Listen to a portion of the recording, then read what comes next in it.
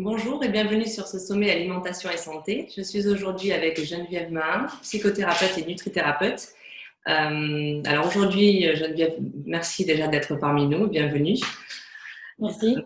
On va parler ensemble de comment l'alimentation compulsive peut malmener la santé et le poids. On verra ensuite dans l'atelier comment on peut travailler dessus et comment on peut apaiser ces phénomènes-là.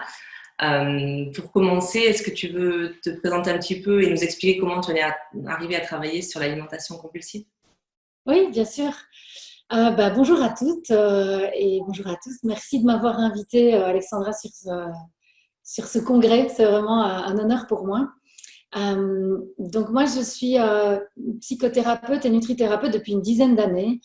Et en fait, ça vient d'une envie d'aider les personnes et surtout les femmes, je m'adresse beaucoup aux femmes, à apaiser leur relation à l'alimentation parce que c'est quelque chose que j'ai vécu dans ma vie pendant très très longtemps, une relation à l'alimentation qui a été compliquée, qui a été malmenée.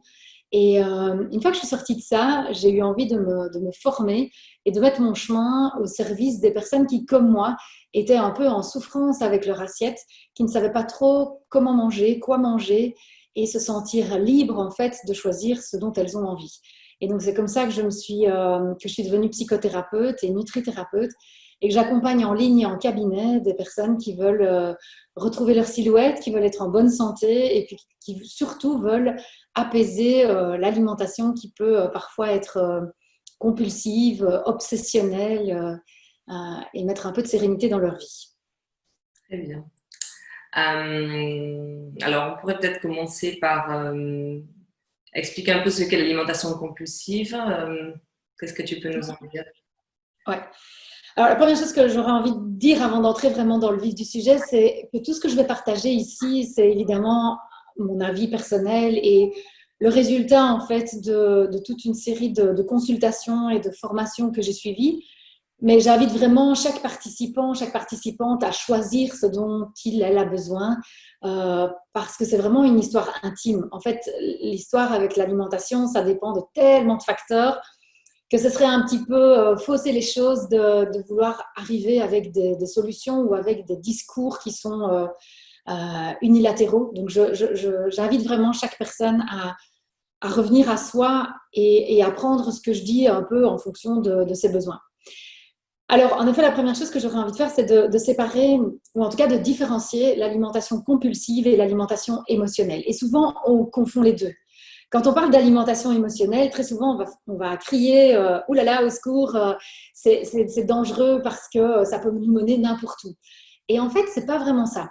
L'alimentation émotionnelle, c'est eh bien, le fait de manger pour peut-être modifier une émotion ou le fait de ressentir des émotions pendant qu'on mange. Et ça, c'est tout à fait normal, c'est humain, c'est logique, c'est évident.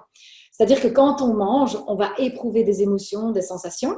Et quand on a des émotions, on va peut-être parfois avoir envie de les modifier. Et l'alimentation peut être quelque chose qui va modifier les émotions. Et c'est tout à fait, j'ai envie de dire, sain et serein à partir du moment où c'est réalisé à partir d'une intention de plaisir.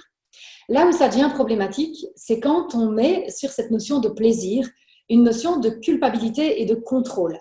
Et là, en effet, on va basculer dans l'alimentation compulsive, dans l'alimentation obsessionnelle. Je rencontre beaucoup de personnes dans mon parcours, dans mes accompagnements, qui me disent qu'elles ne peuvent pas s'empêcher de manger, qu'elles se ruent littéralement sur de la nourriture, que ça soit sucré, salé. Généralement, c'est très gras et très sucré. C'est l'un ou l'autre, mais c'est souvent les deux à la fois.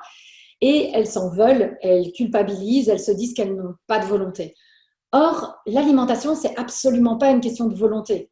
La volonté, c'est plutôt le cortex, alors que l'alimentation, on va plutôt être dans un cerveau reptilien, donc vraiment le premier cerveau, hein, si je caricature et si je simplifie, et un cerveau limbique. Ça veut dire que l'alimentation, elle est surtout gérée par nos besoins physiologiques, par nos besoins naturels d'être humain, et puis d'être vivant même, et puis par les émotions, mais certainement pas par notre volonté et par ce qu'on va appeler en alimentation consciente la fin de l'esprit, c'est-à-dire je peux pas, il faudrait, il ne faudrait pas, etc. Et donc, je trouve que c'est vraiment très important de faire cette distinction entre alimentation émotionnelle et alimentation compulsive parce que